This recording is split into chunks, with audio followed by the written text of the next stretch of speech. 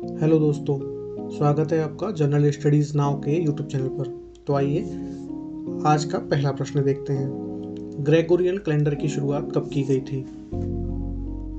आपके ऑप्शन हैं 1498, 1582, 1453 या 1688।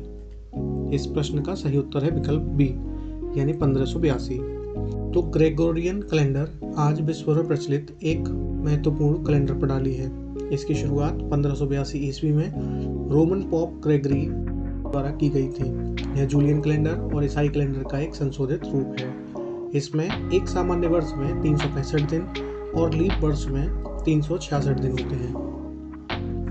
आइए अगला प्रश्न देखते हैं। भारतीय उपमहाद्वीप में विभिन्न स्थानों पर पाए गए प्रमुख अशोक शिलालेखों की संख्या कितनी है?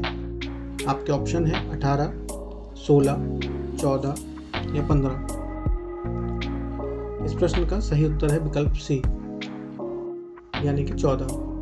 भारतीय उपमहाद्वीप में विभिन्न स्थानों पर पाए गए प्रमुख अशोक शिलालेखों की संख्या 14 है। यह शिलालेख बौद्ध धर्म में धम्म के विभिन्न सिद्धांतों से संबंधित हैं। ये शिलालेख भारतीय राज्यों उत्तराखंड, गुजरात, महाराष्ट्र, आंध्र प्रदेश और उड़ीसा में स्थित हैं, जबकि पाकिस्तान के मनसेरा और मर्दन में भी यह शिलालेख देखने को मिलते हैं। आइए देखते हैं अगला प्रश्न। भारत में बैंकों को कितनी श्रेणियों में वर्गीकृत किया गया है? 4, 3, 5 या 5 से अधिक। तो इस प्रश्न का सही उत्तर है विकल्प ए। भारत में बैंकों को 4 श्रेणियों में वर्गीकृत किया गया है। पहला है वाणिज्यिक बैंक, जिसमें वाणिज्यिक बैंक, सार्वजनिक और निजी क्षेत्र के बैंक, क्षेत्रीय ग्रामीण बैंक और विदेशी बैंक शामिल हैं। दूसरा है लघु वित्त बैंक, तीसरा है भुगतान बैंक और चौथा है सहकारी बैंक। आइए देखते हैं अगले प्रश्न को। भारत में शहरी स्थानीय सरकार के प्रकार हैं 5, 6, 8 या 10।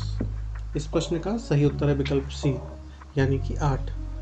भारत में शहरी स्थानीय सरकार का तात्पर्य लोगों द्वारा अपने निर्वाचित प्रतिनिधियों के माध्यम से शहरी क्षेत्र के शासन से है। इस शासन के प्रकार हैं पहला नगर निगम, दूसरा नगर पालिका, तीसरा अधिसूचित क्षेत्र समिति, चौथा नगर क्षेत्र समिति, पांचवा छावनी बोर्ड, छठा टाउनशिप, सातवां बंदरगाह ट्रस्ट और आठवां विशेष प्रयोजन एजेंसी। राजनीतिक चुनावों के अध्ययन को कहा जाता है।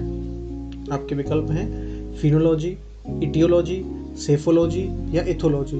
तो इस प्रश्न का सही उत्तर है विकल्प सी सेफोलॉजी। राजनीतिक चुनावों के अध्ययन को सेफोलॉजी कहा जाता है। यह जनमत सर्वेक्षणों के रूप में चुनाव रुझानों का अध्ययन करता है। यह शब्द पहली बार 1948 में यूके के WFR हार्डी द्वारा गढ़ा गया था। अगला प्रश्न है, भारतीय संविधान का कौन सा अनुच्छेद अस्पृश्यता उन्मूलन की बात करता है? आपके विकल्प हैं अनुच्छेद 13, अनुच्छेद 17, अनुच्छेद 21 या अनुच्छेद 14। इस प्रश्न का सही उत्तर है विकल्प बी यानी अनुच्छेद 17। तो भारतीय संविधान का अनुच्छेद 17 अस्पृश्यता उन्मूलन की बात करता है। यद्यपि अस्पृश्यता शब्द को संविधान या संसद के किसी अधिनियम में परिभाषित नहीं किया गया है, फिर भी यह माना जाता है कि इस शब्द का अर्थ सर्वविदित है। प्रायद्वीपीय भारत की सबसे बड़ी नदी कौन सी है? कावेरी, गोदावरी, कृष्णा या महानदी। इस प्रश्न का सही उत्तर है विकल्प बी यानी कि गोदावरी। गोदावरी सबसे बड़ी प्रायद्वीपीय नदी है। इसे दक्षिण गंगा भी कहा जाता है। यह नदी महाराष्ट्र के नासिक से निकलती है और बंगाल की खाड़ी में अपना जल गिराती है।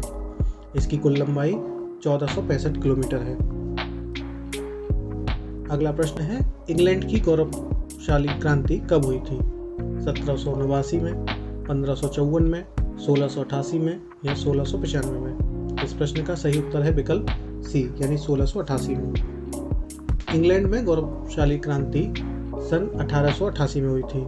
यह एक रक्तहीन क्रांति थी जहां एंग्लिकन चर्च के अनुयायियों ने कैथोलिक राजा जेम्स द्वितीय के खिलाफ एकजुट होकर हॉलैंड के शासक को सिंहासन हथियाने के लिए आमंत्रित किया था।